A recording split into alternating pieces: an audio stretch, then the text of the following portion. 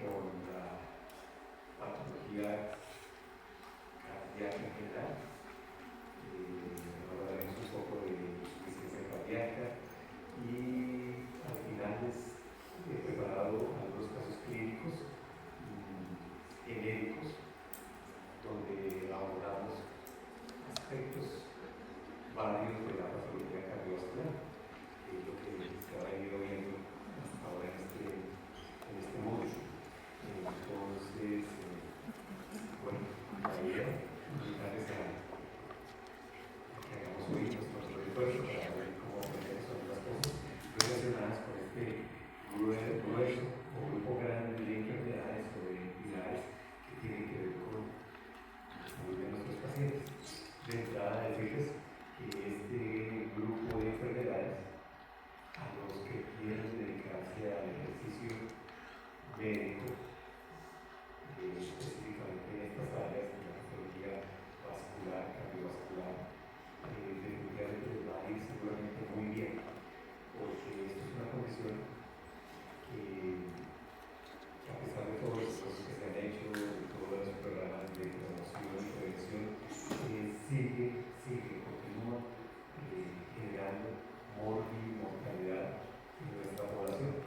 Entonces, en general, los que van a dedicarse a la medicina interna, a la cardiología, a la cirugía vascular,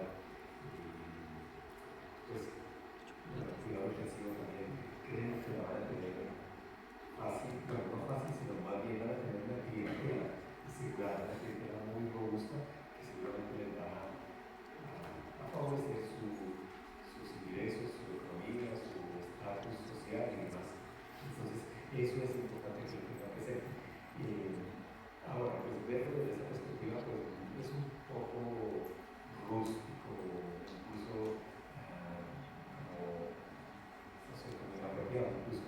Pero bueno, se los cuento así porque pues, es lo que se más hay. Y esto pues también da cuenta de que prácticamente nuestros enfoques en relación con salud están dejando quizá mucho que desear, porque desafortunadamente como médicos creo que nos dedicamos es más a tareas meramente de reparación, meramente de resolver cuestiones, así como si fueran cuestiones de plomería, y no nos dedicamos quizá a intervenciones de fondo, a cosas que sean significativas, que modifiquen estilos de vida en nuestros pacientes. Y entonces al final, pues sí, somos unos bravos manejando insuficiencia cardíaca, unos duros manejando el infarto agudo del miocardio, mejor dicho, unos tesos manejando todo lo que tiene que ver el tratamiento de la enfermedad coronaria. Y la idea es, bueno, yo lo veo desde esa perspectiva, eso ya es un esfuerzo que no, a mí no me llena en particular, porque ¿qué vamos a hacer ya con un paciente que está enfermo, que ya está consumido, que ya está avanzado, que simplemente lo podemos quizá ofrecerle unos tratamientos ahí, pues que lo compensan, eventualmente ofrecerle un trasplante cardíaco, bueno sí, colocarle un stent, hacer cosas de hemodinámica, pero lo deseable, lo más significativo sería que nosotros evitáramos que esas personas terminaran llegando a esos estados tan lamentables que terminan nuestros pacientes. Sin ir más allá, por ejemplo, les cuento un caso muy cercano porque es una familiar mía, una tía, que a sus 80 años, pues los últimos 10 años de su vida lo vivió en un estado de insuficiencia cardíaca tenaz. Hicieron su reemplazo valvular, le mandaban toda la batería de inotrópicos, antihipertensivos de última generación, todo ese paquetito. Y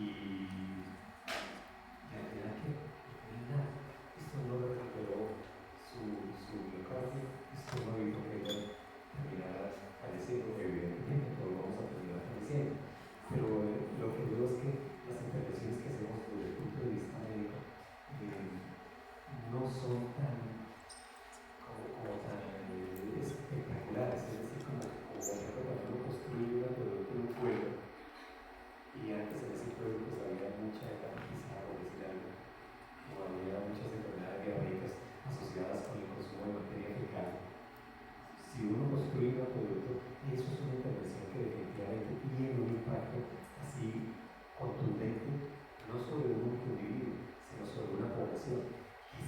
esto es lo que deberíamos prometer en relación con el tema de las enfermedades cardíacas o en general patología cardiovascular, porque nos dedicamos como el especialista, como el cardiólogo, como el hemodinamista, a resolver el problema de una única persona. Por supuesto, yo sé que eso es significativo, yo sé que eso trae, pues que eso le genera a uno un sosiego en el alma y en el ego y toda esa cuestión. Haber resuelto quizá 200 pacientes con insuficiencia cardíaca. Pero ¿y qué tal si logramos impactar 1.000.000 de pacientes? ¿Qué tal si logramos impactar, logramos hacer que 10 millones de personas o 20 millones de hipertensos no terminen teniendo esos compromisos que al final de su ciclo vital terminan teniendo? Eso sería muchísimo más significativo. Bueno, ahora también ustedes quizá digan, bueno, y entonces, ¿qué hacemos con este mundo sobrepoblado? Porque en realidad lo que ocurre es que cuando las personas nos enfermamos, pues algunas vamos a fallecer o fallecen, y esto pues facilita todo el recambio generacional y toda esta cuestión. Sí, evidentemente eso es verdad. Eso es verdad. Y quizá llegue un momento en que pues nosotros de manera autónoma tomemos decisiones sobre nuestro ciclo de vida. Bueno, estas son cuestiones un poco bruscas o difíciles de veces consensuar.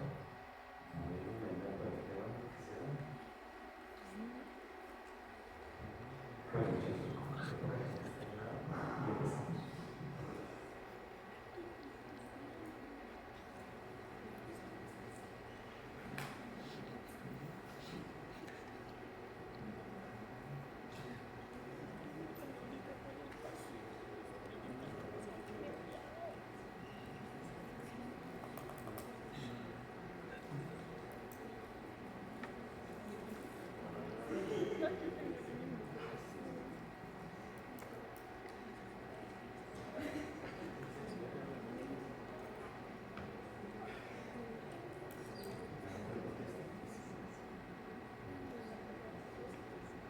Bueno, muchachos, entonces hoy vamos a hablar sobre cardiopatía hipertensiva. Esta condición es de lo más frecuente que tenemos en nuestra población. Seguramente ustedes tienen tíos, abuelos, padres, y quizá alguno de ellos ya está o está en riesgo de desarrollar esta condición. En ese sentido, pues también que pues, veo que esto es una cosa que seguramente nos toca a todos de manera un poco directa, de manera muy cercana. Bien, ¿qué vamos a hablar hoy? Vamos a intentar mostrar o de resumir o de navegar por este plancito o este mapita que tenemos acá en esta diapositiva. Aquí pues vamos a hablar entonces inicialmente de una variable fisiológica normal, tensión arterial, que todos la tenemos y que a todos nos facilita el estar, por ejemplo, aquí convocados hoy. Esta variable cuando se nos descontrola y especialmente cuando se va hacia arriba, entonces vamos a hablar de que estamos en un estado de hipertensión, y esta hipertensión, si se mantiene en el tiempo por décadas, 10, 20, 30 o más años, esto va a tener unos impactos muy significativos sobre el miocardio. Esos impactos significativos sobre el miocardio van a tener que ver con procesos de remodelación o con procesos ya propiamente de necrosis de la fibra miocárdica que conllevan o que van a generar dos impactos generales grandes. Uno, un proceso de disfunción diastólica, o otro, un proceso de disfunción sistólica. Estas son las dos únicas vías que tenemos en general para producir o la forma como esta condición, cuando se empieza a adaptar o cuando se sale de su parámetro normal, va a terminar impactando nuestro miocardio.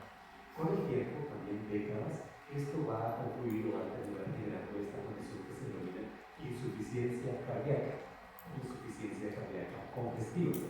Y de ahí en adelante lo que resta, en general, para que los pacientes fallezcan, pues va a ser relativamente poco. Por supuesto que, como les decía, el ejemplo de mi tía, por ejemplo, esta señora logró permanecer lo que fueron cerca de 8 relativamente compensada, con compensación compensaciones y descompensaciones en su curso clínico de esta condición y finalmente termina falleciendo. Entonces esto es como la historia natural de esta condición y muchos de ustedes seguramente van a terminar manejando, diagnosticando, tratando a este grupo de personas. Perdón.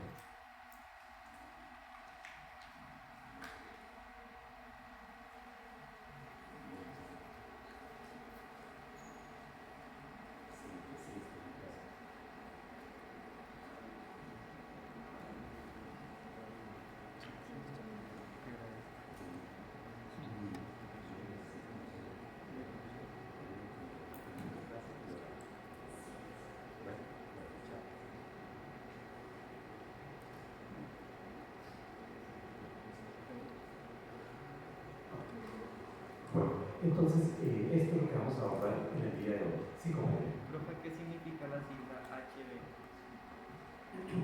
HB, ¿sí? Hipertrofia del ventrículo izquierdo. ¿Sí? Eso. Y esto entonces es lo que vamos a ver a lo largo de todo esto. Bueno, iniciamos entonces con este parágrafo que les invito a todos que lo lean, lo saboreen, lo mediten, lo analicen así de manera tranquila. 30 segundos para revisar. Entonces vamos a hablar de una condición clínica sutil, sagaz, astuta, que penetra sin liviana, estromagnéticos, rincones del ser humano, sin blanca, de manera progresiva e hipertérrica, le hace engañar al paciente con esta maliciosa habilidad que tiene de ocultarle la gravedad de las consecuencias hasta que estas son tan severas que efectivamente se pueden llevar a la muerte. No lo deja con graves lesiones, ciego, mudo, sordo, chiquillo, prisionero en el de ruedas. Sí, esto es entonces esta condición que se conoce como hipertensión arterial. Esta condición que aparentemente es inocua, que aparentemente las personas a quienes se les detecta muchas terminan incomodadas, molestas, porque algunas veces terminan tomando una serie de medicaciones que pueden tener efectos adversos, etc.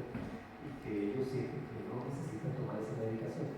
Yo porque fui al médico y me dijo que estaba hipertenso, que eso seguramente se equivocó y que yo no me tomo esas pastillas porque eso a mí me producen malestar estomacal, porque es que a mí me producen bobea, porque es que a mí me quitan la potencia sexual, porque es que a mí me quitan, diferentes cosas de estas personas. Y entonces muchos de ellos no se toman los tratamientos. Y al final la enfermedad es así, sutil, sagaz, poco sintomática, prácticamente no da más mayor sintomatología, entonces termina al final el paciente de su ciclo de vida con alguna de estas condiciones que vemos acá. Esto entonces es lo que vamos a intentar abordar a lo largo de esta presentación y vamos a ver cómo conecta esto con esta condición última que le describí, que es la insuficiencia cardíaca. Así las cosas, pues vamos a entrar en intentar definir esto, aunque este tema resulta también espinoso. ¿Espinoso por qué? Porque resulta que, bueno, ¿qué entendemos por presión arterial? A ver, muchachos.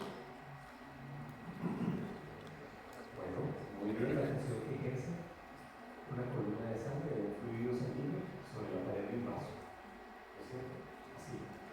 Y eso lo objetivamos o lo operativizamos con un aparato que se llama tensiómetro y con eso le vamos a definir si una persona tiene cifras normales o anormales de presión arterial. Y ahí empieza Cristo a aparecer, muchachos. Porque, ¿qué es normal? ¿Qué es normal? ¿Será que la presión del compañero, de la compañera, que tienen sus cifras de presión, las que ellos tienen, comparadas con las mías, será que si yo tengo un poco más o un poco menos que lo que tienen ellos, yo soy anormal? ¿O serán ellos los anormales? Ajá, muy bien. Entonces fíjense que esto ya de entrada tiene su picante. tiene su detalle. ¿Qué entendemos por presión normal? No lo tenemos claro. Tenemos unos enfoques estadísticos, unos enfoques matemáticos, unos enfoques que nos dicen la mayoría de la población, en unos estudios que hicimos, entonces nos dio que la mayoría le da tanto. Y entonces presumimos que esa mayoría que le dio tanto, pues eso es lo normal. Pero, ¿creen ustedes que esa es una manera adecuada de definir la normalidad para una variable biológica como esta? Yo tengo mis dudas, y aquí el compañero también las tiene, y me alegra mucho que las tengan, muchachos, porque esto no es así tan sencillo como nos lo pintan. Es decir, uno encuentra en los libros que le dicen, sí, hipertensión arterial, presiones arteriales mayores de 140 la sistólica y mayores de 90 la diastólica, y sale para la lectura como dicen por ahí, pero eso no necesariamente debería ser así. No tenemos hasta el momento una caracterización contundente, definitiva, única, personal de qué es una presión arterial elevada. Tenemos un enfoque así masivo en donde con unos estudios de campo se dice, listo, si la presión le dio más de 140 y más de 90 la diastólica, eso es hipertensión. Pero ese enfoque es muy poco adecuado desde mi perspectiva. Eso es algo así como cuando antes los médicos llegaban, o en la edad del ejército, que llegaba el médico del ejército y les decía a los reclutas, a ver, formen aquí todos, van a hacer 3 filas. En la fila de la derecha, los que tienen blenorragia. En la fila de la mitad, los que tienen sífilis. Y en la fila de la izquierda, los que tienen amibiasis.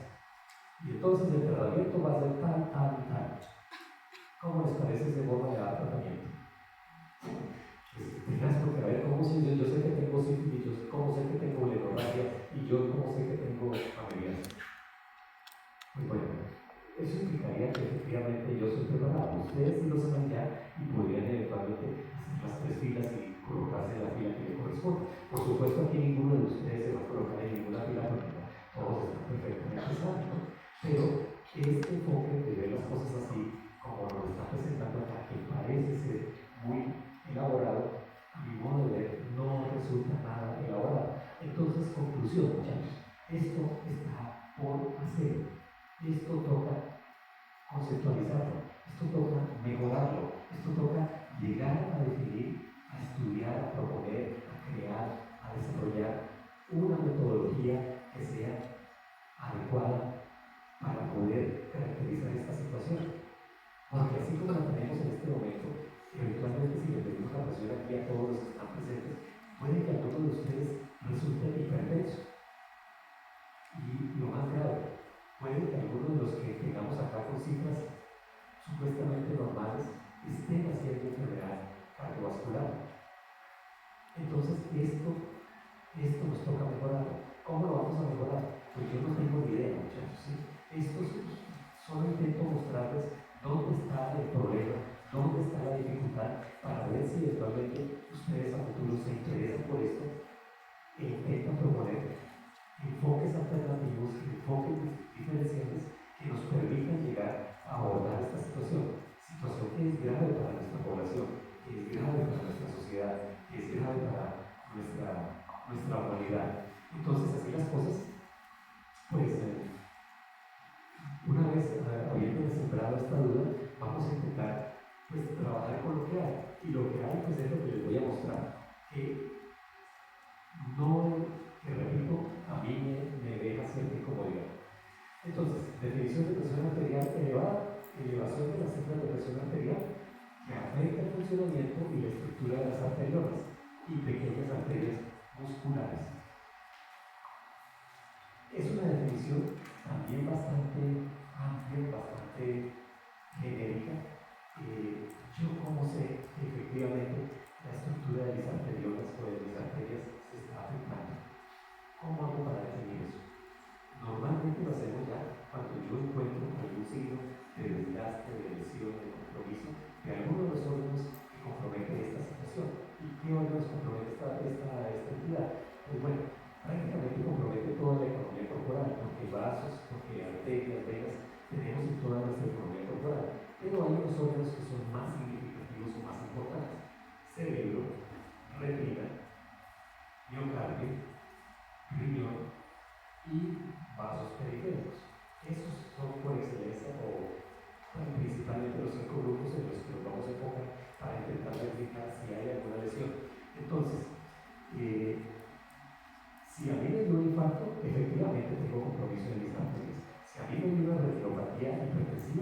claro que tengo compromiso de mis arterias. Si tengo un evento cerebrovascular, por supuesto que tengo compromiso de mis arterias.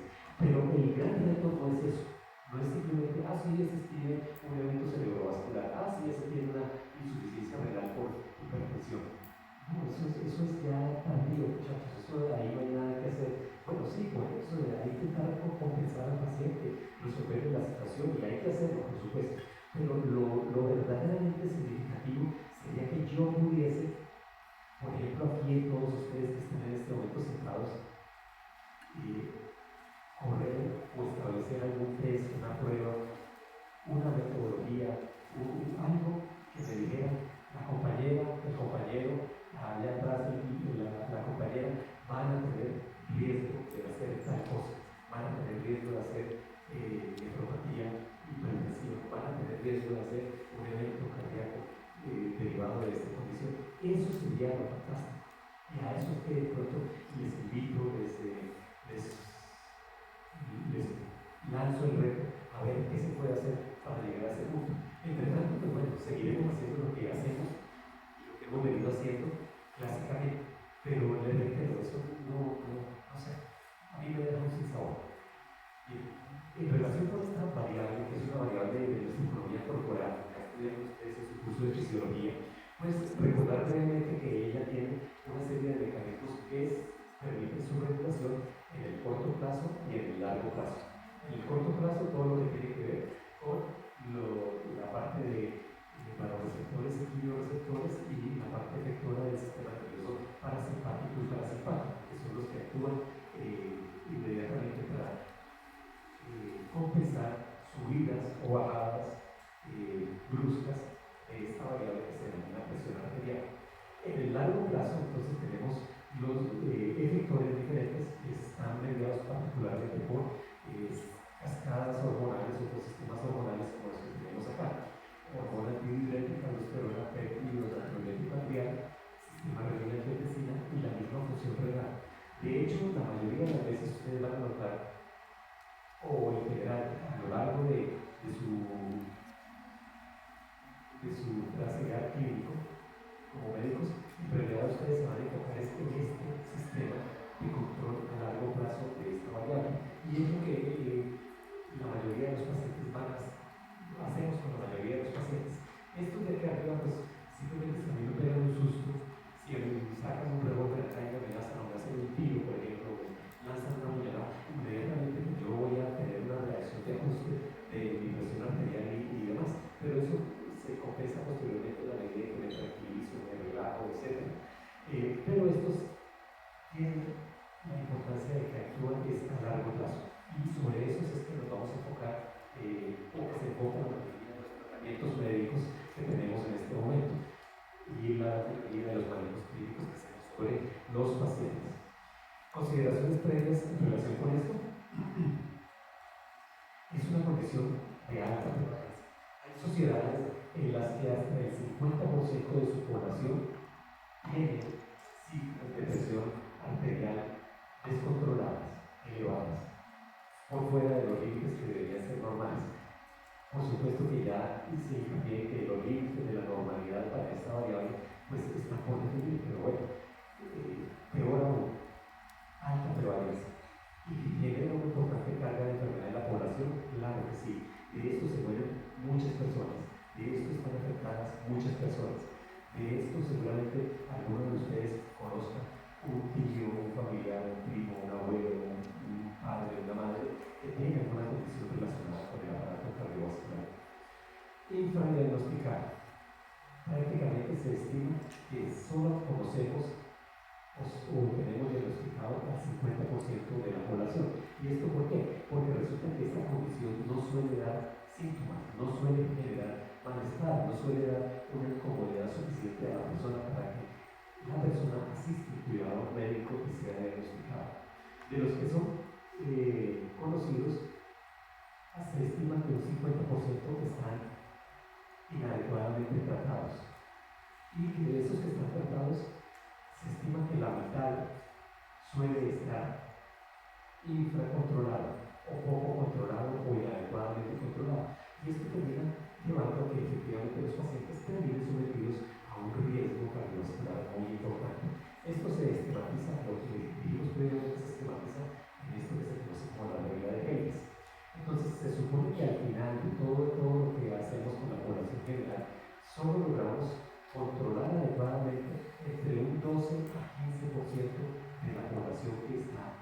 enfermo o que está con esta condición.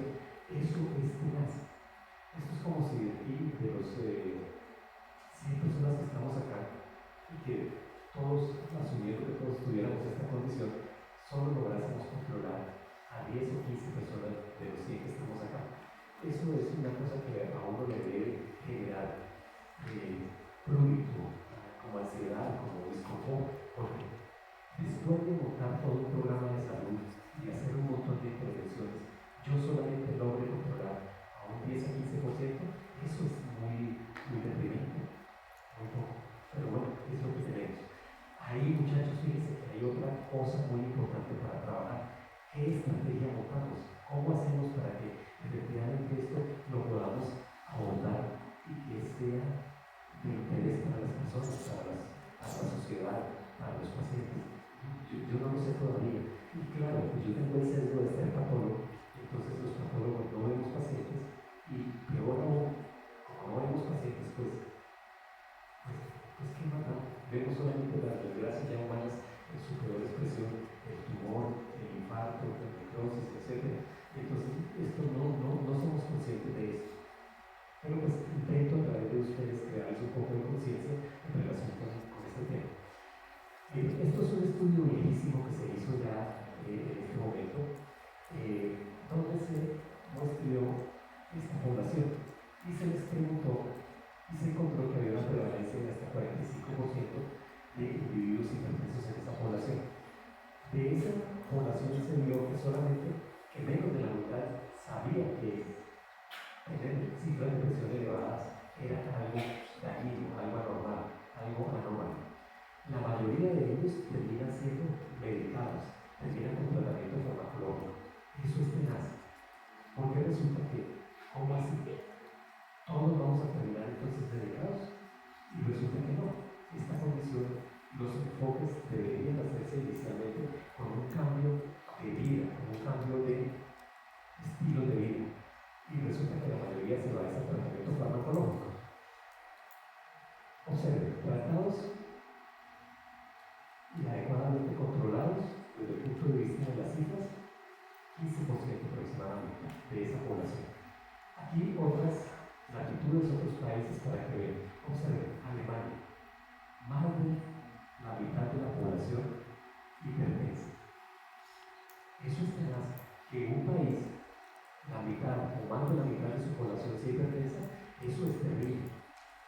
Eso definitivamente deja mucho que desear. Eso le invita a uno a que se cuestione sobre la importancia, sobre el efecto real de los programas de promoción y prevención, sobre los estilos de vida saludable que tienen estas sociedades, todo eso. Entonces, Finlandia, España, y pues ahí un poquito empezamos a bajar. Nosotros estamos más o menos como por acá, 30 y algo por ciento. Esas son las cifras que se estiman para nuestra sociedad. Eso no es ninguna cifra despreciable. Esto significa que los que estamos aquí presentes, al menos 30 de nosotros, bueno, yo por ahora voy invicto, pero por lo menos 30 de ustedes, al cabo de unos 40 o 50 o más años, van a terminar hipertensos. Eso no es una cifra nada despreciable para nada, muchachos. La situación en Colombia, más o menos 34%. De acuerdo con este estudio que se llama Ecocardiomonitor. Este estudio pues es así como el otro que tenemos relativamente, bueno, sobre esta condición, pero el problema es que tiene unos sesgos importantes. ¿Qué sesgos importantes tiene? Pues que fue hecho en conductores de bus.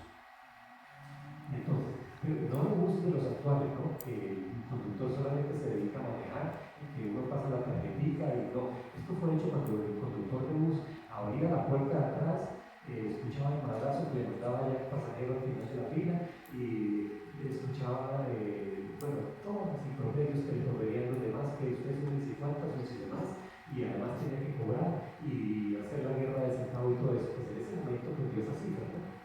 Y claro, conductores de buses estresados, pues obviamente todo eso, pero pues en términos generales, esto es más o menos lo que ustedes van a ver en la consulta externa.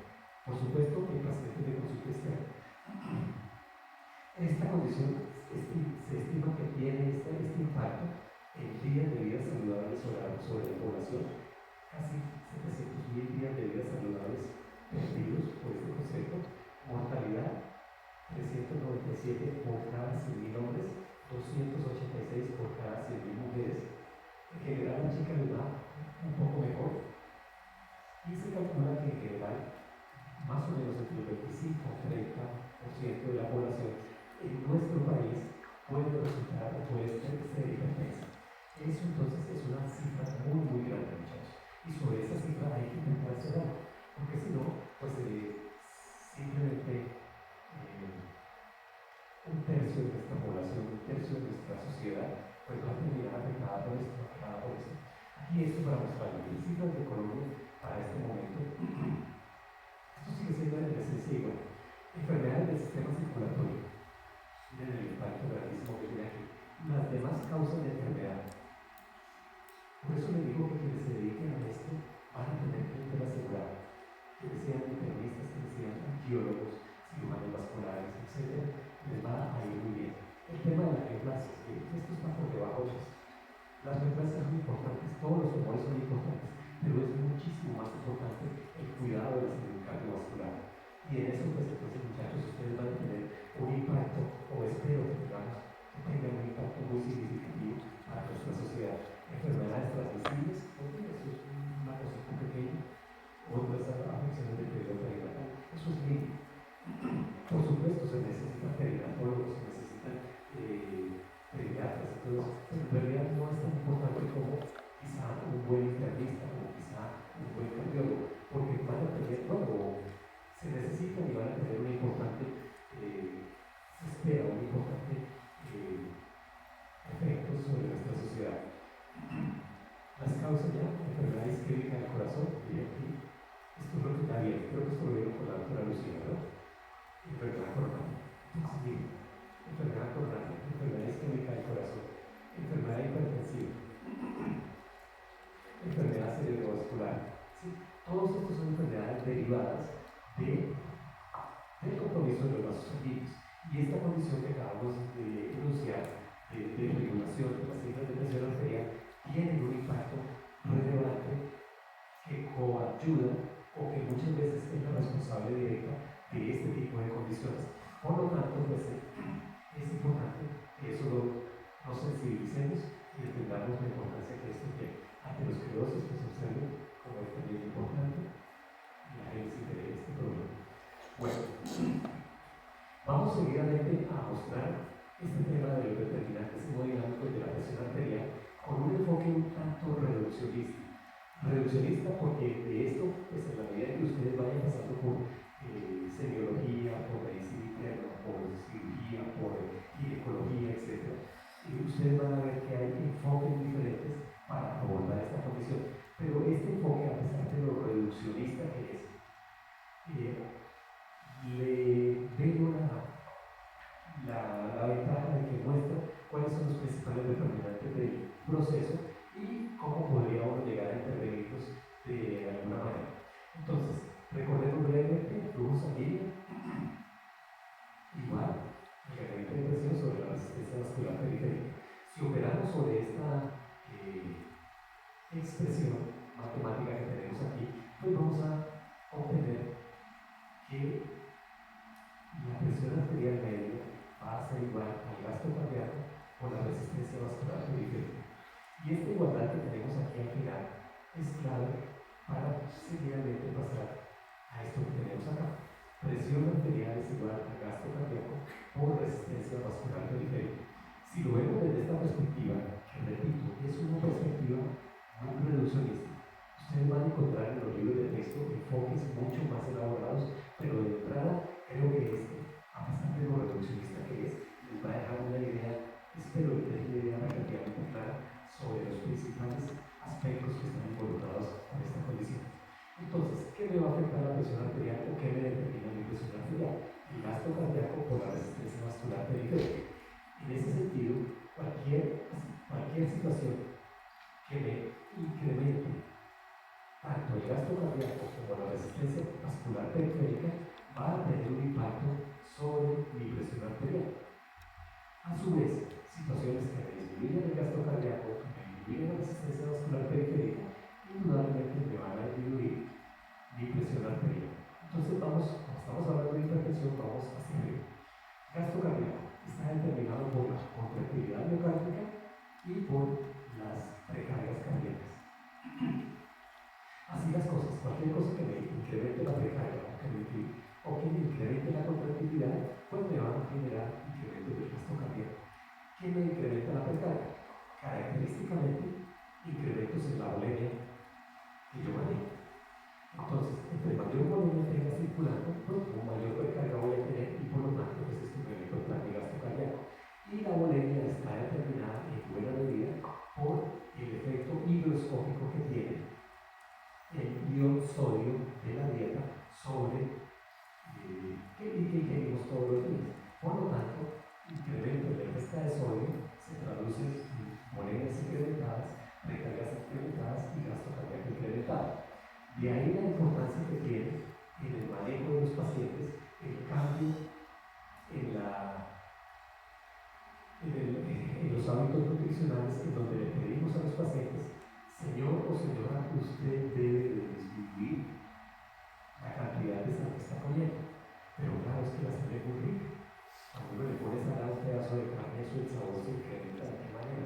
Cuando uno le pone un poquito de sal a un plato de ensalada, de verduras, eso le cambia el sabor para que uno no le ponga sal. Entonces, pues claro, hay personas que culturalmente están acostumbradas a una ingesta de sodio muy importante y esto es el causante entonces de que terminen hipertensos. Por lo tanto, debemos intentar modificar este hábito cultural en nuestros pacientes. ¿Cómo lo hacemos? Pues entonces le decimos: mire, utilice una sal baja en sodio. Entonces hay sales que se venden en los supermercados que se reemplaza el cloruro de sodio por ejemplo, por cloruro de potasio. Y eso, pues entonces tiene un efecto benéfico sobre esos pacientes. También les podemos decir a estos pacientes: miren, en vez de ponerle tanta sal, pues échenle un limón por encima a toda su ensalada, a toda su carne. Y eso usted va a notar que le recupera o le cambia el sabor a su comida. Y con eso entonces vamos a tener un impacto importante sobre estos pacientes.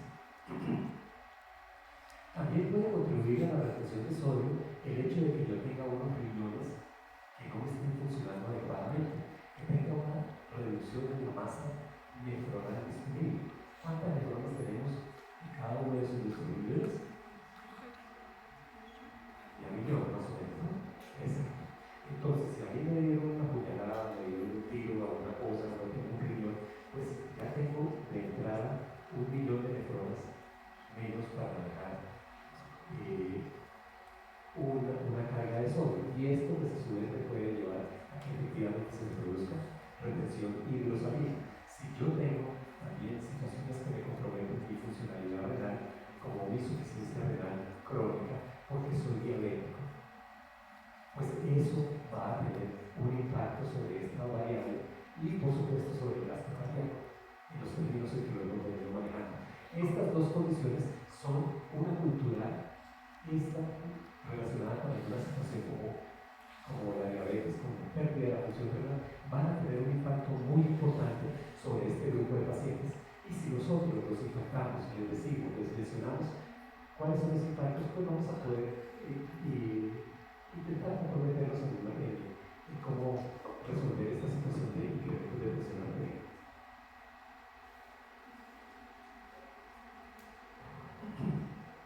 Bien, por otro lado, situaciones como la construcción venosa también contribuyen a que se incremente la precarga. Entonces, situaciones de estrés permanente pues van a hacer que efectivamente la precarga se incremente y por ese mecanismo pues voy a tener gastos cardíacos incrementados e incremento de la presión arterial.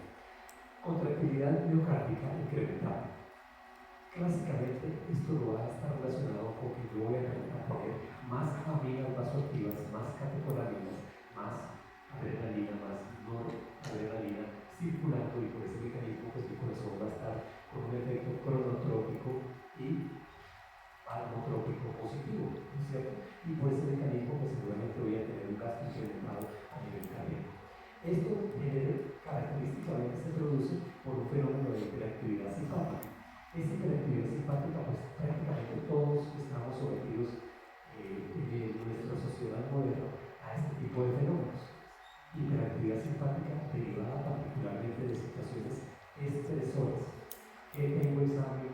tengo un familiar enfermo, que es que no tengo para el arriendo, que es que me miraron mal, que es que me están haciendo bullying, que es que me están haciendo matoneo, que en las redes sociales me sacaron de nudo, todo ese tipo de cosas, pues tiene un impacto y eventualmente, pues algunas personas van a terminar generando con esta hiperactividad simpática por ese mecanismo, y esto pues va a tener impacto por ese mecanismo sobre esta variable que se denomina presión arterial. Estos, hasta ahí les suena, muchachos. ¿Les parece que esto es del día a día? Sí, a mí me parece que esto es del día a día, ¿no? Bueno, ahora vamos a irnos para esta otra parte de la ecuación. Factor, ¿no? Sí, factor de la ecuación. Resistencia periférica. ¿Qué me genera incrementos en mi resistencia periférica? En general, situaciones donde yo tengo constricción de mis vasos arteriales. Esa constricción de los vasos arteriales puede venir de diferentes maneras o se origina por diferentes mecanismos. Uno es por el mismo efecto de la hiperactividad simpática que genera este fenómeno. Entonces, esto me puede incrementar la contractilidad y a su vez me puede incrementar la resistencia vascular periférica. Es decir, esto va por partida doble e indudablemente mi presión arterial se va a ver impactada. De otro lado, la hiperactividad simpática, recuerdan ustedes que a nivel de la mácula densa y del riñón se puede producir por hiperactividad simpática, por incremento de catecolaminas, un incremento en la producción de renina, angiotensina, aldosterona. Resulta que cuando yo produzco, por este mecanismo, porque tengo incrementados mis catecolaminas, activo esta cascada, voy a terminar produciendo angiotensina por este mecanismo, un exceso de un potente vasoconstrictor que se llama la angiotensina 2. Esta se deriva de la angiotensina que se produce a nivel de los pulmones, que luego pues, se activa para terminar produciendo angiotensina 1 y luego angiotensina 2.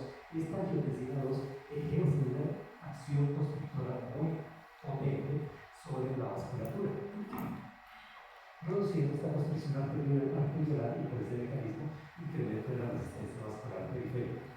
Este mecanismo entonces es muy exquisito y de uso muy extendido para hacer el manejo de muchos de estos pacientes hipertensos. Entonces, ¿qué se les hace a estos pacientes? Pues resulta que hay unos medicamentos que se llaman los inhibidores de la enzima convertidora de angiotensina, los IEC. Y entonces con eso, yo digo que se me produzca demasiada angiotensina 2 y por ese mecanismo estoy contribuyendo a que no se me dé construcción arteriolar y por ese mecanismo que no se me incremente la resistencia vascular periférica. Ese es un mecanismo. También están descritos otros tratamientos que son más novedosos o más recientes, que consisten en bloquear el receptor a nivel de la pared vascular de esta angiotensina. Y por ese mecanismo entonces también voy a producir disminución en las resistencias periféricas. Esto pues lo van a ver en profundidad en su curso de farmacología. Estos dos mecanismos, tanto la inhibición de la producción de angiotensina como el bloqueo de los receptores donde se une la angiotensina, son dos de los mecanismos que actualmente más frecuentemente se usan para el manejo de este grupo de pacientes. De hecho, es posible que tengan algún tío, algún abuelo o familiar cercano mayor que esté tomando uno de esos medicamentos. Ese es el mecanismo de acción. Y lo que se pretende entonces es disminuir resistencias vasculares periféricas. Voy a ir al siguiente mecanismo que frecuencia es más importante. Y es este que tiene que ver con fenómenos de inducción de hipertrofia estructural en la pared muscular de los vasos sanguíneos. Hipertrofia estructural. Esto se produce en general porque hay factores derivados, por ejemplo, de la insulina o factores insulinoides que actúan favoreciendo la proliferación del músculo liso de las paredes arteriales y por ese mecanismo termina produciendo esta hipertrofia estructural y esto incrementa la resistencia vascular periférica.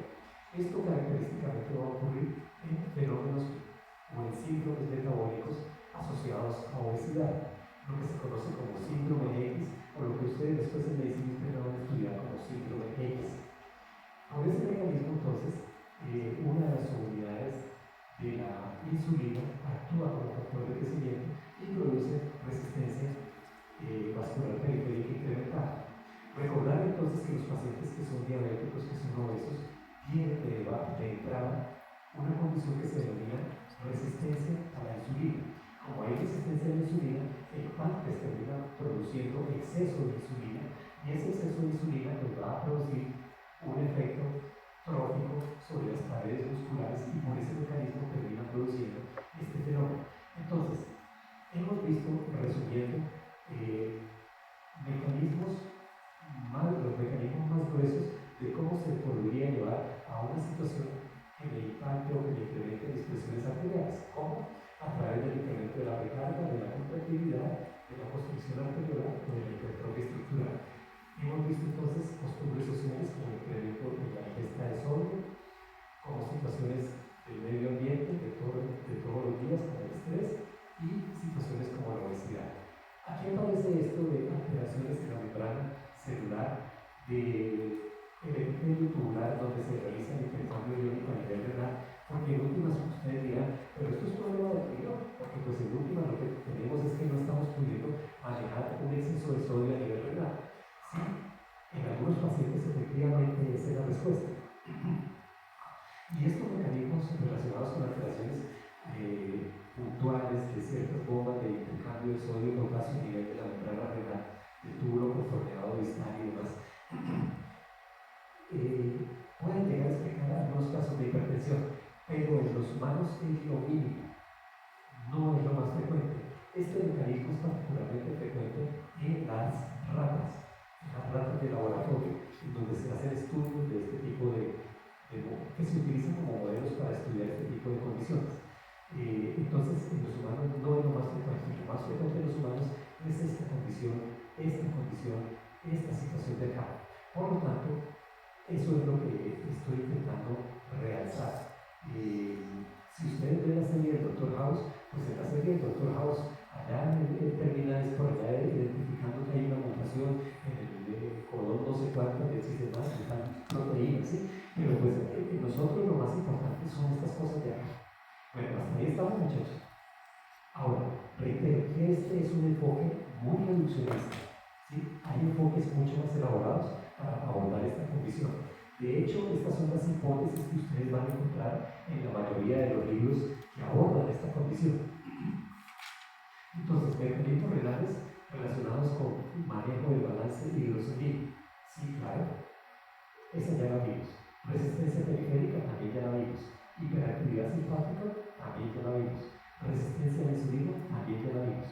Y desde el punto de vista de los hematólogos, ellos interpretan que esta condición está relacionada con un desbalance de mediadores vasodilatadores versus mediadores vasopresores a nivel endotelial. Esta es una hipótesis o es una visión bastante, a mi modo de ver, reduccionista también por parte de los hematólogos, porque no es cierto que el problema sea únicamente de cuestión local. También tiene un impacto que es más holístico. Pues no en balde tenemos el tema de las costumbres, no en balde tenemos el tema de las emociones, que sí o sí está visto, está establecido que pueden llegar a afectar este tema o esta condición que se denomina o producir esta situación que se denomina hipertensión arterial. Entonces, ¿cuál de estas hipótesis es la verdadera, es la más adecuada? Pues lo más probable es que sea una unión de todas ellas. Esto también está por establecerse. Ahora, ustedes dirán, no, pero es que todo está escrito en los genes, ¿no? Así decía el profesor Jones. Es que en los genes está escrito todo lo que no va a hacer. Sí, el profesor Jones tenía razón, solo que el profesor Jones no consideraba la epigenética. Y resulta que muchas de estas cosas, como la dieta, como el estilo de vida, como el hacer o no la actividad física, son del orden de la epigenética. Son cosas que no podemos controlar. Que yo me estreso, que yo me emociono demasiado, son cosas que son inherentes a mi comportamiento como como individuo puesto en una sociedad. Entonces, si bien es cierto, uno puede llegar a tener cierta propensión desde el punto de vista genético, y eso particularmente aplica para, por ejemplo, la etnia afro, donde muchos de ellos tienen una mayor propensión a desarrollar este tipo de condiciones, donde pues esto, la genética no me explica la totalidad de los fenómenos que pueden llegar a estar impactando esta condición como vemos acá. Por supuesto, estos son hipótesis. Así las cosas, esta condición, que se conoce como hipertensión arterial, se define como una condición poligénica y heterogénea, es decir, están involucrados varios genes, tiene que ver o se han detectado algunos defectos a nivel de algunas enzimas que intervienen, por ejemplo, en el metabolismo de la aldosterona, en el intercambio iónico a nivel del túbulo contorneado distal, sí, eso es verdad, pero esto no es la explicación más relevante o más significativa. Reitero, estas explicaciones aplican más que todo para ratas de laboratorio. Para nosotros, en general, son muy importantes, muy significativos estos aspectos que tenemos acá. Y ahora yo les pido que hagan un poquito de memoria y revisen si esto les suena familiar. Estrés, obesidad, tabaquismo, inactividad física. ¿Les suena familiar? ¿De qué les suena familiar? De una cosa que seguramente ya vieron que se llama enfermedad coronaria. ¿Sí o no? Entonces, aquí aparece un cuestionamiento importante. ¿Será que es la hipertensión arterial la que genera la enfermedad coronaria? ¿O será que es la enfermedad coronaria la que genera la hipertensión arterial? ¿O será que ambas están ahí entrelazadas y se potencian la una con la otra? ¿O será que simplemente todas estas cosas no tenemos cómo controlarlas y al final terminan afectándonos para producir ese grupo de enfermedades? No lo sabemos, muchachos, yo no lo sé con certeza. Así que estos son aspectos que, a pesar de que parecen muy elementales y como que eso ya está establecido, pues hay que seguir estudiando, hay que seguir profundizando en estos aspectos para ver qué es lo que en realidad podemos llegar, si es que es factible en algún momento llegar a establecer un interruptor único que sea el que esté desencadenando esta condición, que yo diga con total certeza, yo bloqueo tal punto de tal proceso y con eso ya resuelvo el problema. De momento eso no lo tenemos. Esta situación o esta condición, desde la perspectiva operativa, se puede clasificar, o hay tres clasificaciones para abordar esta condición. Uno es la perspectiva etiológica. Desde la perspectiva etiológica, vamos a encontrar, ustedes van a encontrar en los libros, que la mayoría de estas condiciones se van a denominar hipertensión arterial esencial o primaria, 90 a 95% de los casos. Y hay otra que se denomina hipertensión arterial secundaria. Esta distinción, ¿por qué es importante? Porque en realidad yo solamente puedo curar a estos que son de hipertensión arterial secundaria. Estos que están acá diagnosticados como hipertensión arterial esencial o primaria, no los puedo curar, no puedo hacer nada por ellos. Bueno, sí puedo hacer mucho por ellos. Puedo intentar que tomen conciencia, puedo intentar controlarles sus cifras de presión arterial, pero no los voy a poder curar. Eso es una frustración terrible, muchachos. Porque que le digan a uno, mire señor, es que usted tiene una enfermedad que es incurable, y que uno sienta que, pero si yo me siento bien, y que usted tiene que tomarse esta medicación de aquí por el resto de su vida, y uno dice, pero ¿cómo así? Si es que yo me siento tan bien. Yo me siento un robo de completo, dicen los pacientes. Y ese médico me dijo que tenía que matricularme a tomar pastillas de aquí hasta que me muera.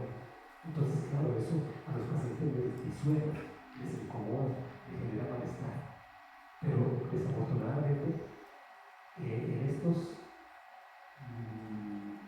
90% no hemos podido establecer cuál es el interruptor, cuál es el switch que efectivamente se ha movido y que generó que esta variable se me saliera de lo normal.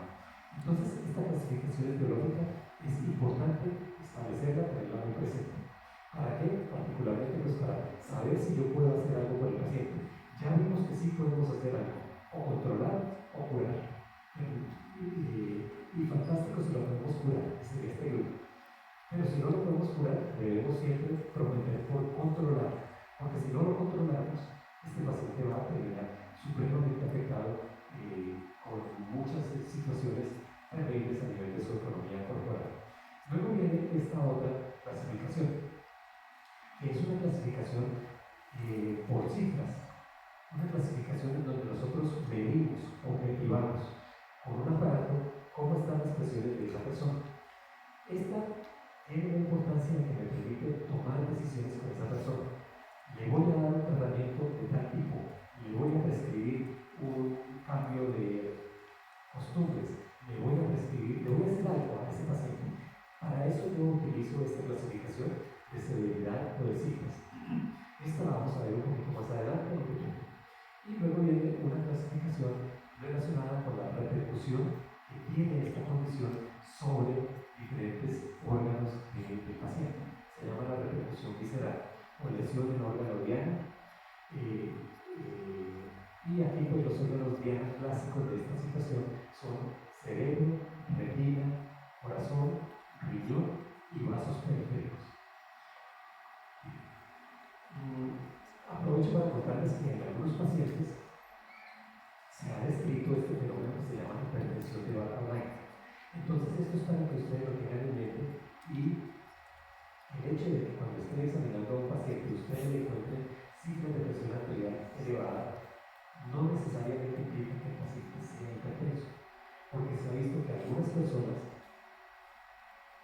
nosotros, los médicos, cuando nuestra bata va a toda pulcra, toda bien elegante, somos los factores estresores y generamos esa respuesta en estos pacientes. Por lo tanto, cada vez que vemos a un paciente hipertenso, debemos tener en mente eso y considerar la posibilidad de que ese paciente tenga una hipertensión de Bartter-White. ¿Cómo la excluimos? La excluimos diciéndole a este paciente, hágame el favor y se compra un tensiómetro o va repetidamente a un sitio, a la bebería o a un familiar a que le midan adecuadamente su presión arterial y me trae un récord del último mes de sus cifras de presión arterial. Con eso yo puedo mirar si efectivamente es que el paciente tiene cifras de presión arterial normales en su día a día o que solamente la presión se le sube al momento en que asiste a mi consulta. Si es cuando asiste a la consulta, pues el factor estresógeno soy yo y ese paciente es un paciente sano. Bueno, aquí es para ilustrarles en esta diapositiva las principales causas de lo que se conoce como hipertensión arterial secundaria.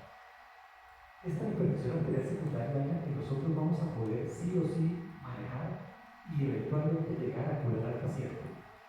Entonces, esta condición que tenemos acá, que se llama el síndrome de Cushing, ya sea síndrome de Cushing central o ya sea síndrome de Cushing periférico, es una de las causas más frecuentes de hipertensión arterial. De hecho, uno de los criterios diagnósticos para el síndrome de Cushing es la presencia de presión arterial elevada. Entonces, si el paciente tiene un adenoma hipofisiario, si el paciente tiene un tumor productor de cortisol a nivel de hormonas derivadas del cortisol, de corticoides a nivel renal o de la cápsula suprarrenal que me producen el incremento de cortisol, pues esto me va a producir síndrome de Cushing. El tratamiento en estos casos pues, es evaluar al paciente integralmente para verificar si tiene tumor hipofisiario, si tiene tumor suprarrenal o si tiene de pronto un síndrome de Cushing inducido. Porque resulta que algunas personas utilizan tratamientos para ciertas condiciones, por ejemplo, como enfermedades autoinmunes, muchas veces autoformulados, con los cuales entonces terminan produciéndose induciéndose este síndrome de Cushing. Tumores de la cápsula suprarrenal, de la médula suprarrenal, que producen catecolaminas. Este es otro grupo de hipertensión que yo puedo llegar a curar pues simplemente retirando ese tumor productor de catecolaminas. Situaciones, ese aspecto es el feoparositoma, que acabo de escribir, tumor productor de catecolaminas. Situaciones relacionadas con malformaciones a nivel vascular, como estenosis de la pared de un vaso, estenosis de una arteria renal, estenosis del callado de la aorta, etc. Pueden llegar a producir fenómenos hipertensivos y esto lo puedo llegar a corregir mediante una cirugía. Entonces se corta el fragmento estenótico, se reemplaza por una prótesis y ya el paciente queda curado. Esta la voy a poder resolver definitivamente. Enfermedades renales, pielonefritis, infecciones renales, claro, esas yo las puedo llegar a manejar y por ese mecanismo pues evitar que el paciente termine desarrollando hipertensión arterial. Situaciones como estas que ven acá son mucho más desafiantes, que es el tema de los riñones en esponja, que si tienen suerte pues puede que vean algún niño afectado en el hospital de la misericordia con esta malformación que se llama riñón en esponja, donde no hay parenquima renal y entonces a este niño lo que le queda pues es un trasplante renal. Eso lo puedo llegar a manejar, lo puedo llegar a corregir y si corrijo esta situación, retiro este riñón y planto el trasplante, pues ya se corrige el proceso, se corrige el fenómeno. A nivel de la economía corporal, los principales impactos de esta condición los vamos a ver entonces a nivel cardíaco. Entonces, a nivel cardíaco, ¿qué voy a tener? Voy a tener hipertrofia del ventrículo izquierdo. Este hipertrofia del ventrículo izquierdo uno diría, pues fantástico, porque mira ese corazón tan potente, tan poderoso, ¿no? Pero ese corazón que luce aparentemente tan potente y poderoso tiene un gran problema, y es que tiene una incapacidad para relajarse. Y al tener una incapacidad para relajarse, pues su volumen histórico se va a ver disminuido. Y si se disminuye el volumen histórico, pues esto me va a comprometer mi gasto cardíaco. Es decir, esto no es ninguna ventaja, así como lo vemos aquí, que este corazón, qué fantasía del corazón. Adicionalmente, este corazón, pues con el tiempo, esto es un fenómeno adaptativo que se llama hipertrofia concéntrica del ventrículo izquierdo. Este fenómeno adaptativo está asociado con la hipertensión arterial. Al cabo del tiempo, 10, 20 o 30 años, este corazón que estaba inicialmente con estos cambios adaptativos termina produciendo un corazón como el que aparece acá. Es decir, se pierde masa muscular, miocitos por apoptosis, inicia procesos de fibrosis y el corazón cambia de esta morfología a terminar en esta otra morfología de acá. Uno diría, no, pues fantástico, porque ahora este corazón sí tiene un volumen, o si tiene una cavidad ventricular grande, en la cual cabe un volumen telediastólico grande para poder ser movilizado. Y uno diría, pues fantástico, ¿no? Entonces, ¿aquí cuántos mililitros cabrían? Pues pongámosle 50 mililitros o 30 mililitros. ¿Aquí cuántos mililitros caben? ¿Cuánto es el volumen telediastólico normal, compañeros?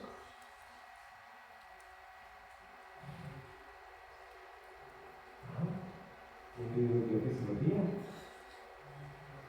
120 mililitros. Bueno, condiciones óptimas, sí, 120. Normalmente suele ser 90 mililitros de volumen telediastólico. Pero bueno, pues si no lo está haciendo deporte y toda esa cosa, de pronto puede llegar a los 120. Y entonces acá pues uno dice, no, pues a este corazón le quedan 150, 180 mililitros. Y uno dice, no, pues fantástico. ¿Cuál es el pequeño problema? El pequeño problema es que este corazón no tiene capacidad para empujar esos 120 mililitros.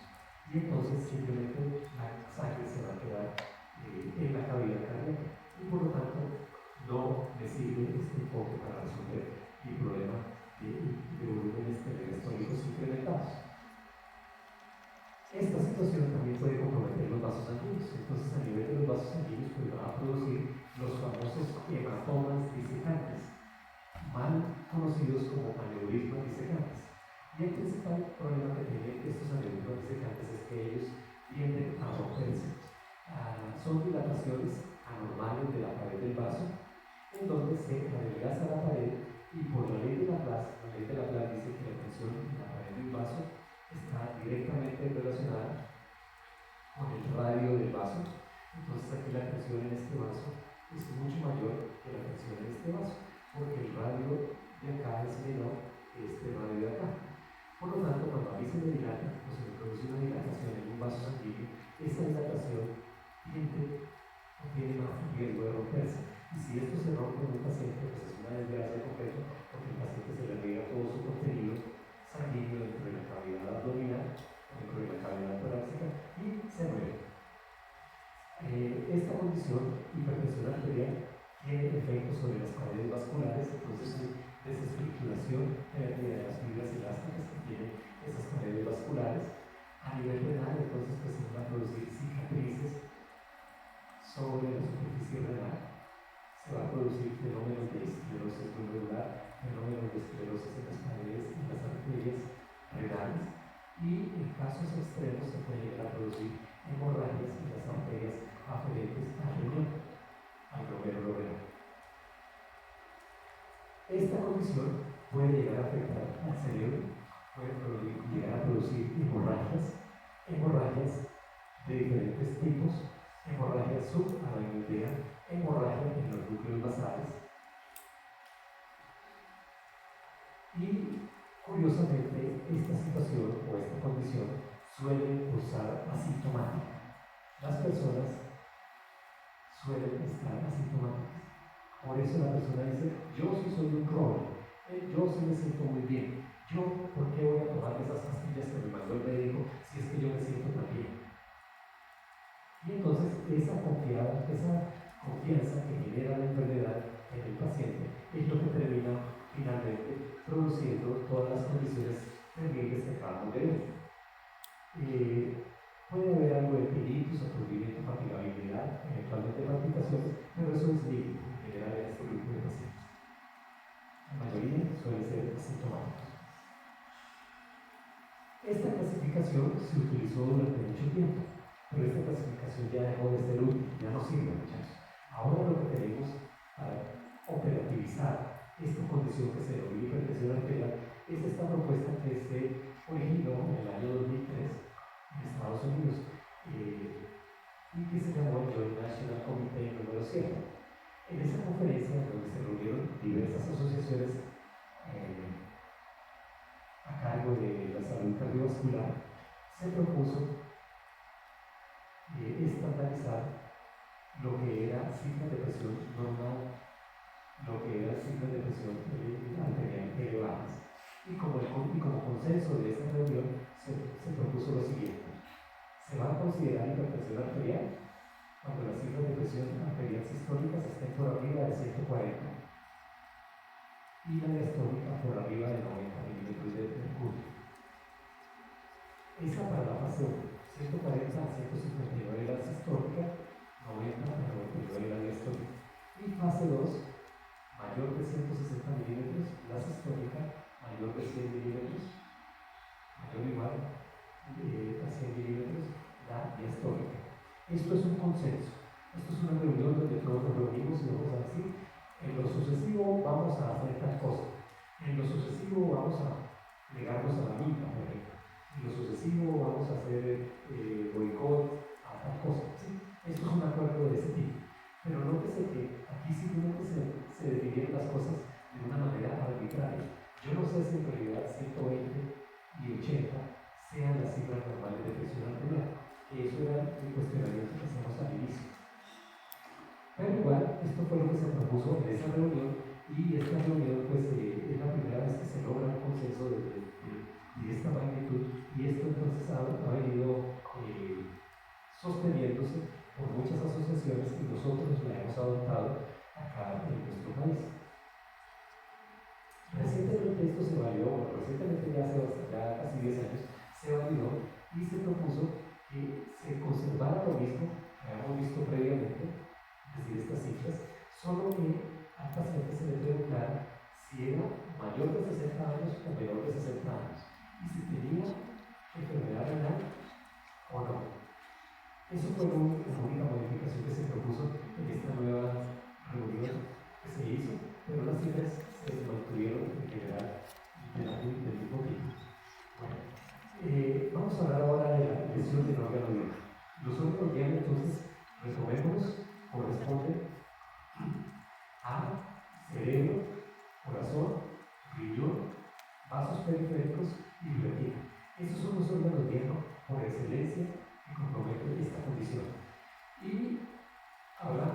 aplicación neuronodiana cuando encontramos algún compromiso que afecta a alguno de estos órganos.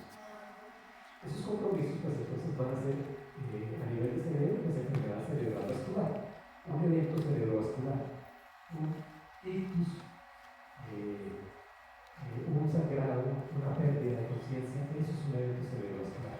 Cardiopatía isquémica, entonces cualquiera de estas entidades, angina, infarto, insuficiencia cardíaca, eso es, me indica que hay repercusión visceral de la enfermedad.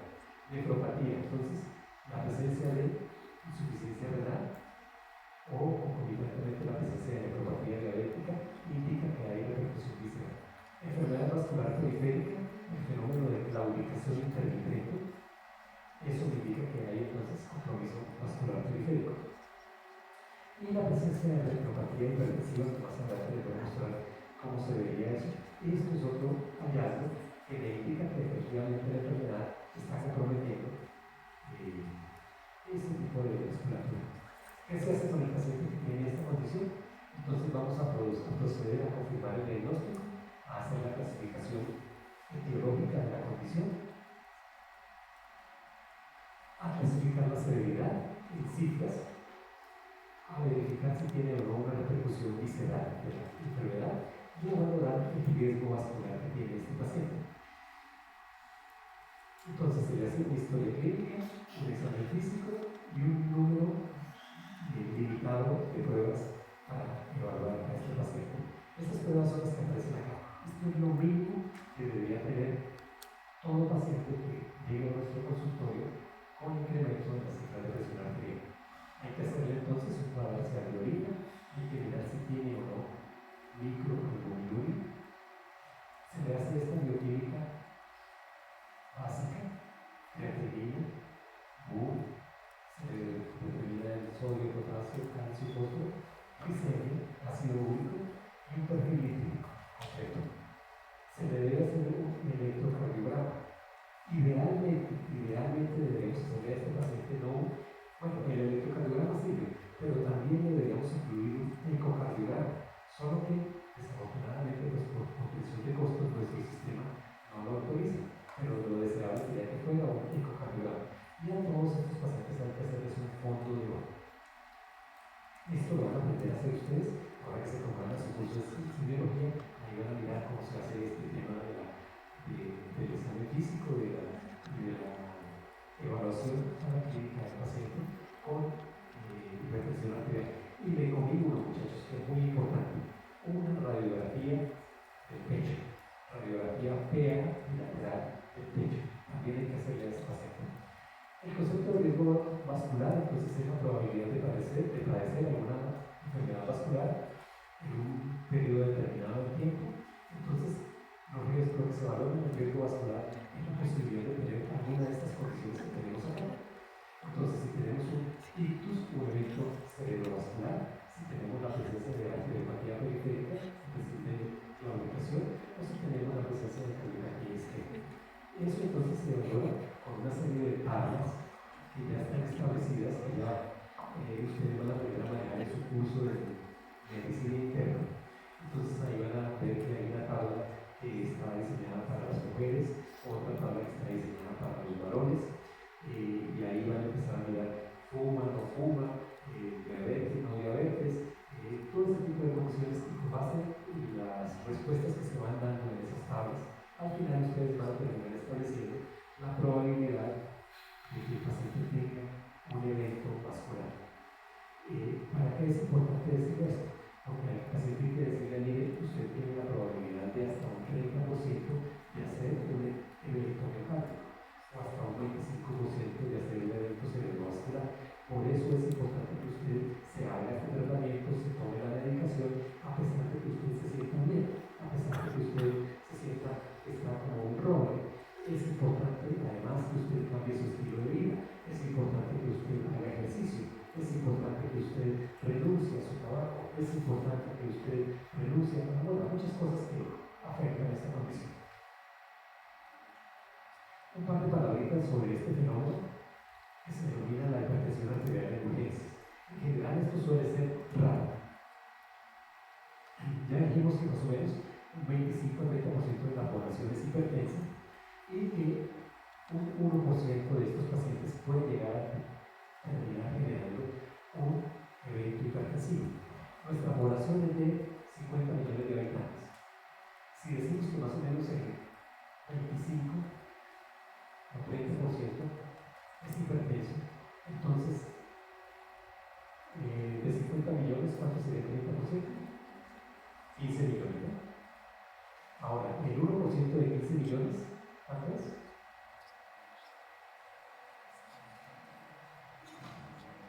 ¿Cuánto? 150.000. Entonces, 150.000 personas, se estima que 150.000 personas en nuestro país pueden llegar a desarrollar una situación que se denomina emergencia hipertensiva. 150.000 personas distribuidas en la geografía nacional, pues uno dice, eso es una bobadita. Pero pues son 150.000 en valor absoluto. ¿Por qué es importante este tema de la hipertensión arterial en mujeres? Porque hay dos condiciones que debemos claramente distinguir. Una que se denomina emergencia hipertensiva y otra que se denomina urgencia hipertensiva. ¿Qué es una emergencia hipertensiva? Una emergencia hipertensiva es una condición donde yo voy a tener cifras de presión elevada asociadas a lesión en órgano diario. Es decir, me llega el paciente hipertenso que está haciendo un evento cerebrovascular. Me llega el paciente hipertenso que me está haciendo dolor torácico. Me llega el paciente hipertenso que me está orinando sangre. Me llega el paciente hipertenso que está, por ejemplo, perdiendo la visión. Eso entonces es una emergencia hipertensiva. ¿Por qué? Porque tengo lesión en órgano diario y porque tengo además incremento en las cifras de presión. Y la otra es la urgencia hipertensiva. Ahí simplemente voy a tener el paciente con cifras de presión muy altas. Una cifra de presión que se denomina fase 2. Es decir, 200, 140, 200, 180, 120 la diastólica, eso. Pero el paciente no tiene lesión en órgano diario. ¿Y por qué es importante hacer esa distinción? Porque con base en esa distinción es que yo voy a definir mi meta de control en esos pacientes. El que tiene una emergencia hipertensiva lo debo tratar y estabilizar entre 30 a 60 minutos. Y debo detener el daño en el órgano diario, en el órgano humano. El que tiene una urgencia, no emergencia, sino urgencia, a él lo puedo dejar en observación y lo puedo estabilizar en 24 a 48 horas. Esa es la importancia que tiene. Bueno, aquí les voy a dejar esto. Este es el séptimo informe del Joint National Committee, que mostré previamente. Ya salió la versión del 2014, que también está en Google. Aquí están todas las asociaciones que se reunieron en ese momento para hacer este acuerdo que se hizo en ese momento. Se dice de por qué se creó este Joint National Committee 7. Se proponen las cifras de presión arterial que ya previamente les mostré y que son las que actualmente se están manejando. Se habla del concepto de enfermedad cardiovascular, de la prevalencia, etc. Se habla de los beneficios de la reducción de presión arterial. Entonces, ¿qué logro yo cuando disminuyo la presión arterial? Logro disminuir el ictus hasta un 40%, logro disminuir el infarto de miocardio hasta un 25%, logro disminuir la insuficiencia cardíaca hasta un 50%. Estos entonces son beneficios que uno le debe hacer notar al paciente para que tome conciencia de la importancia del manejo y de que se llegue al tratamiento. Porque, reitero, el paciente normalmente le va a decir, pero doctor, es que yo me siento bien, entonces yo ¿por qué tengo que tomar esas pastas? Además, esas pastas, doctor, me producen gastritis, me producen náuseas, me producen malestar, y además me producen impotencia, doctor, y yo no quiero ser hipócrita. ¿Vale? Entonces hay que lidiar con eso. Bueno, lo de la impotencia no es cierto. Muestra entonces el efecto de reducción de ictus de enfermedad coronaria antes y después de haber hecho la intervención con cifras, cómo se evalúa el paciente, ahí también lo muestra, factores de riesgo que ya lo vimos, son estos tipos de acá, todo esto lo muestra. Clasifica la enfermedad y propone estrategias de manejo. Esto por supuesto no lo vamos a abordar en este momento porque esto lo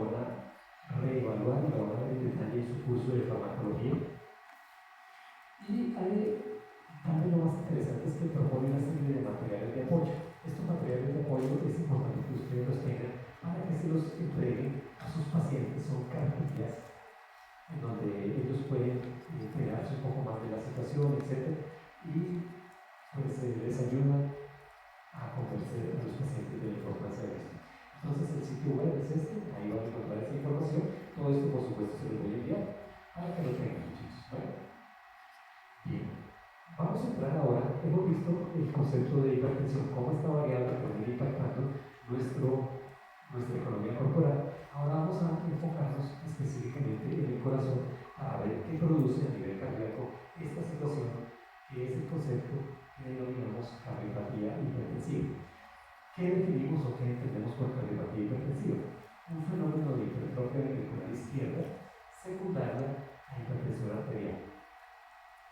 Esto se ha visto que está presente hasta en el 8% de los pacientes hipertensos.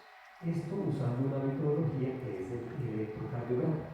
Pero resulta que cuando se cambia de herramienta y cambiamos a un ecocardiograma, se ha visto que hasta un 38% de estos pacientes tienen estigmas o tienen hipertrofia del ventrículo izquierdo. Por lo tanto,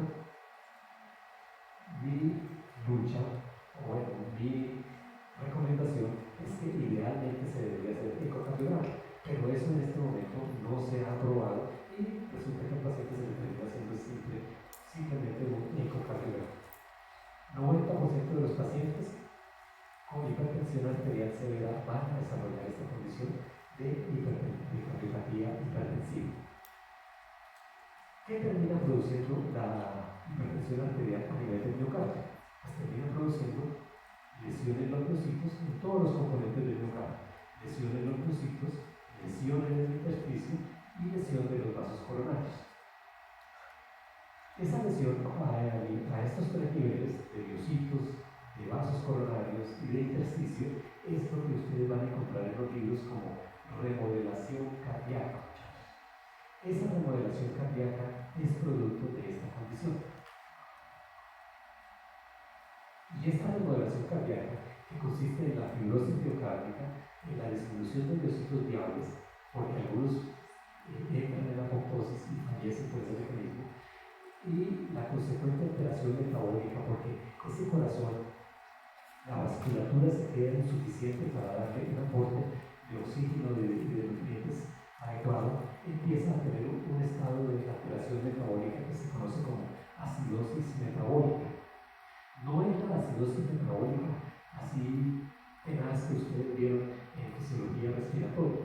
No, es un estado de funcionamiento tenue, leve, pero que en donde vamos a tener un incremento importante de hidroxilos y de disminución de moléculas de oxígeno.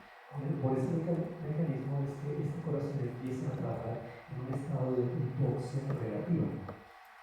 Eso es a lo que hace referencia este fenómeno de alteración metabólica. Producto de esta condición se va a producir entonces alteraciones del llenado ventricular y alteraciones de la contractilidad ventricular. Y esto, cuando se me altere el llenado ventricular, yo voy a tener un fenómeno que se conoce como disfunción diastólica, y cuando se me altera la contractilidad ventricular voy a tener un fenómeno que se conoce como disfunción de tipo sistólico. Y ese entonces es el impacto, o son el impacto que genera la cardiopatía hipertensiva sobre este miocardio. Para concluir este momento, entonces vamos a mostrar un poquito ampliando algunos conceptos. En general, entonces, este corazón va a empezar a trabajar con una sobrecarga hemodinámica. Inicia la producción de factores tróficos locales. De hecho, producto de que se están dando fenómenos de apoptosis, de que está activado el sistema renina-angiotensina, se empiezan a producir factores tróficos locales que promueven la fibrogénesis a nivel cardíaco. Cada miocito que se muere debe ser reemplazado por una célula.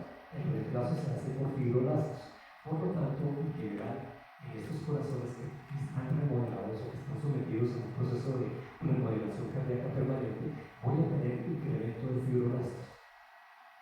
Y Y esto entonces lleva a que el compartimiento miocitario empiece a disminuir el número y el tamaño, que la microcirculación coronaria también empiece a quedarse corto y que el compartimiento intersticial empiece a proliferarse un poco más allá del usual. Todo esto entonces en conjunto se conoce como remodelación cardíaca. Y esta remodelación cardíaca entonces va a generar lo que ya dije, de disfunción diastólica, de disfunción sistólica, pero adicionalmente un fenómeno de isquemia miocárdica y un fenómeno de inestabilidad eléctrica. ¿Por qué? Porque un corazón que está trabajando en condiciones de hipoxia,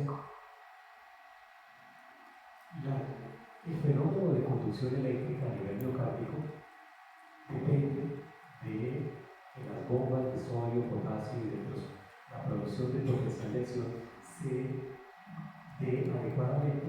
Si yo tengo una situación donde tengo hipoxia, donde tengo algo de isquemia, ese fenómeno de conducción cardíaca empieza a darse de manera inapropiada. Y esto conlleva entonces a esta condición de inestabilidad eléctrica. Y si yo tengo un corazón inestable eléctricamente, quiere decir que es un corazón que es susceptible al desarrollo de una condición que se denomina arritmias cardíacas.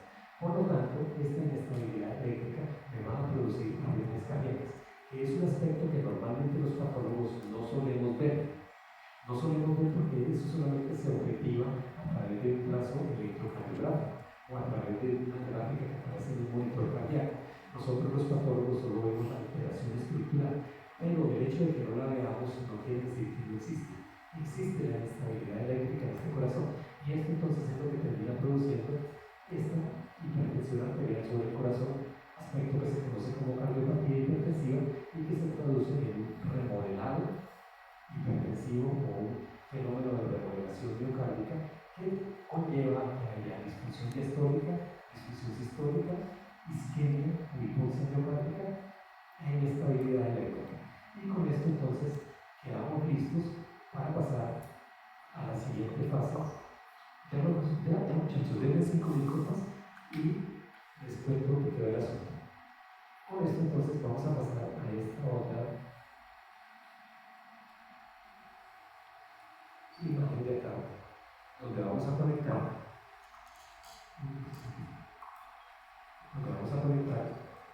esta imagen que habíamos iniciado acá. Recuerden, hipertensión arterial, hipertrofia del ventrículo izquierdo, infarto agudo del miocardio, disfunción diastólica, disfunción sistólica y ICC. Ahí conectamos. Esta caricatura es importante, muchachos. Métela un poquitico.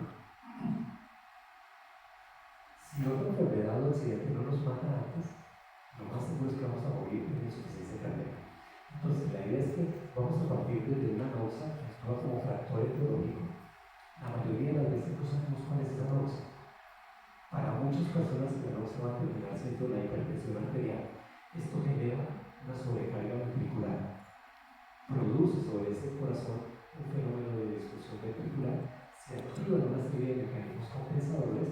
Esos mecanismos compensadores inicialmente tratan de mantener la situación, pero si persiste la náusea, estos mecanismos de compensación dejan de ser suficientes y el paciente termina generando o entrando en el fenómeno que se conoce como insuficiencia cardíaca. Bueno, muchachos, hasta acá, ¿cómo van? ¿Suficientemente confundidos, espero? Bueno, listo, compañero, adelante.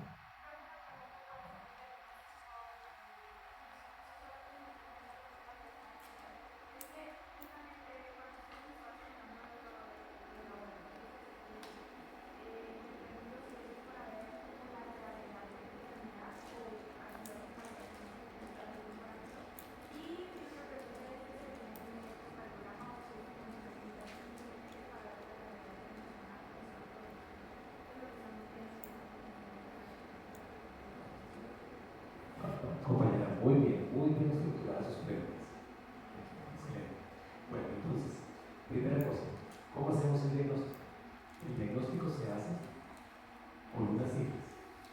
Luego objetivamos a través de un aparato que se coloca en el brazo, un manómetro de presión o un tensiómetro, y con eso entonces establecemos si el paciente sobrepasa unas cifras de presión arterial que se acordaron en un consenso que se llama el Joint National Committee 100. Si el paciente tiene cifras superiores a eso, entre todos acordamos, entre todos definimos que eso lo vamos a llamar entonces hipertensión arterial. Inicialmente entonces hice hincapié en que esa definición a mí me parecía con problemas, porque resulta que puede haber personas que sus cifras de presión arterial no necesariamente tengan que llegar a esas que propusieron ahí y que estén hipertensas. Entonces, eso es una dificultad grande. Pero hacemos un diagnóstico exclusivamente con cifras de presión arterial. ¿Para qué se usa el electrocardiograma? Se usa para verificar el impacto que ha tenido la condición, el incremento de las cifras de presión sobre ese miocardio. Solo que es una herramienta que se queda corta. Yo preferiría que pudiésemos utilizar, y es lo que sugiero, intentar utilizar ecocardiograma, que muestra de mejor manera el impacto que tiene la enfermedad sobre el corazón. El electrocardiograma se queda corto. ¿Te respondí, compañero?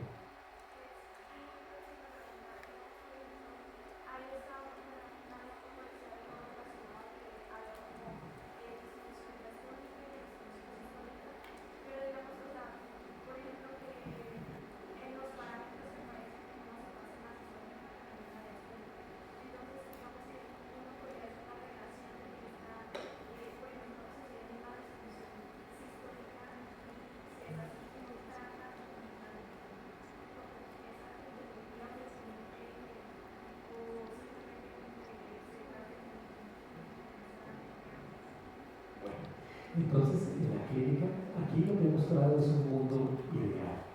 Esto es muy extraído de la realidad. En la realidad ustedes van a encontrar que hay pacientes que tienen 150 de sistólica o 180 de sistólica y 80 milímetros de mercurio en la diastólica. Entonces uno dice, ¿qué tiene este señor?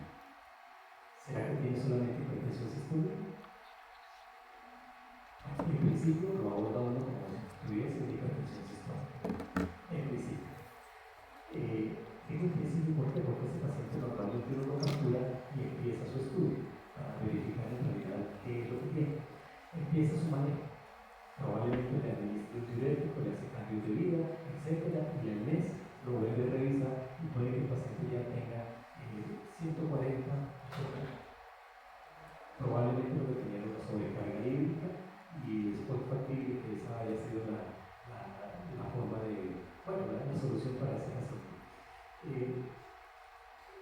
Compañera, lo que quiero decirles es que aquí nos toca empezar a individualizar cada caso y cada caso nos toca empezar a evaluarlo como se merece.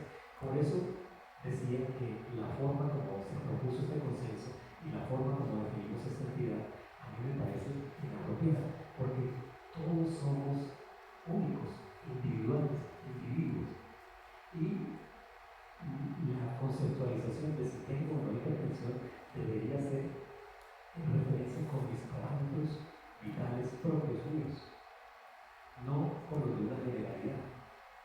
Entonces, si eso es la compañera, lo que es determinar, que es aquí estamos intentando organizar a todos, y no es así. Yo me opongo a eso. Concuerdo con ustedes que esto debería ser un enfoque particular, pero ese enfoque particular no lo tenemos, muchachos. Eso es lo que intentaba transmitirles, que nos toca desarrollar, nos toca, y bueno, lo hacemos en el día a día, a la medida que cada paciente lo evaluamos y lo enfocamos específicamente para verificar, pues,